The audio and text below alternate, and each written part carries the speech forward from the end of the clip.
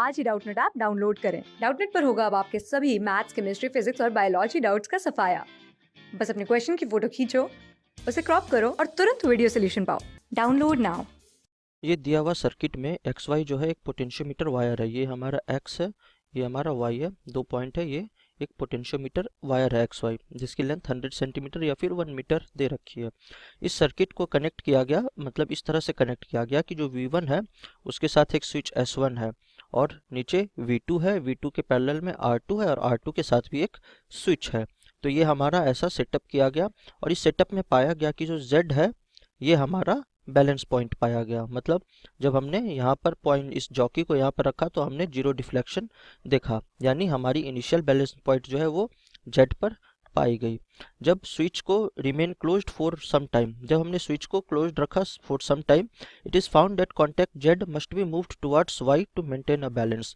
इसका मतलब ये है कि जब हमने इधर मतलब थोड़ी देर तक S1 को बंद रखा, S1 को बंद रखने से क्या हुआ कि हमारा जो बैलेंस पॉइंट है वो कुछ इधर शिफ्ट हो गया, मतलब इस तरफ शिफ्ट हो गया।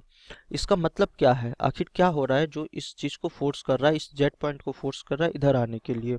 तो ये सब ऑप्शंस है और सबसे मोस्ट लाइकली रीजन हमें देना है। तो देखिए, अगर हमारा बैलेंस पॉइंट जेड की तरफ जा रहा है, इसका मतलब है कि जो हमारी V2 है, V2 कहीं ना कहीं बढ़ रही है। V2 बढ़ रही है तो V1 जो है वो डाउन हो रहा है। देखिए, दो चीज़ है। इनिशियली अगर Z पर था तो मैं मान सकता हूँ कि सब कुछ बैलेंस कंडीशन में था इनिशियली।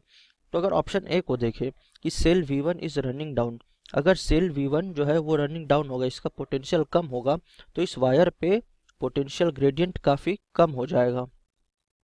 क्यों कम होगा? पोटेंशियल ग्रेडियंट हम जानते हैं change in voltage per unit length. तो अगर हमारा वोल्टेज कम हो रहा है तो इस लाइन पर change in voltage per unit length कम होगा। तो अगर हमारा V1 डिक्रीज करेगा तो potential difference across X Z जो है वो मेरा भी पोटेंशियल डिफरेंस जो है वो डिक्रीज करेगा। अगर मेरा V1 डिक्रीज करेगा तो मेरा potential difference x Z decrease करेगा। तो अब हमें तो बैलेंस करना है। तो बैलेंस करने के लिए क्या होगा कि ये जो एक्स जेड लेंथ है ये इंक्रीज करेगा। जो हमें इस क्वेश्चन में करवाना है, हमें इस एक्स जेड लेंथ को ही तो इंक्रीज करवाना है, तभी तो ये जेड पॉइंट आगे की तरफ शिफ्ट होगा। तो हमें एक्स जेड को इंक्रीज करवाना है। तो एक्स जेड को इंक्रीज करवाने का मतलब है कि हमारा जो V2 है, जो हमारा V2 पोटेंशियल है, उसको इंक्रीज करना होगा। तो इंक्रीज करना होगा, या फिर मैं डायरेक्ट कह सकता हूँ कि अगर V1 डाउन जाएगा तो ऑटोमेटिक बैलेंस करने के लिए ये जो है एक्स जेड ये आगे जाएगा, ये बढ़ेगा। तो कहीं ना कहीं हम कह सकते हैं कि सेल जो मेरा V1 है वो रनिंग डाउन हो रहा है। तो ऑप्शन ए जो है वो करेक्ट है।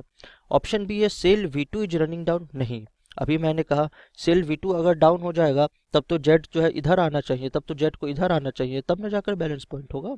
इसका मतलब सेल V2 तो रन डाउन नहीं जा रहा, ये तो गलत ऑप्शन है। The wire XZ is getting warm and its resistance is increasing.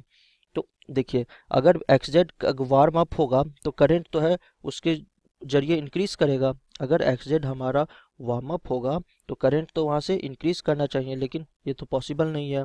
तो ये सी भी गलत है। अब रेजिस्टेंस R1 की बात, अरे रेजिस्टेंस R1 क्यों वार्म होगा, वहाँ से तो करंट ही फ्लो नहीं कर रहा। तो ये ऑप्शन ए जो है वो हमारा सबसे करेक्ट ऑप्शन है।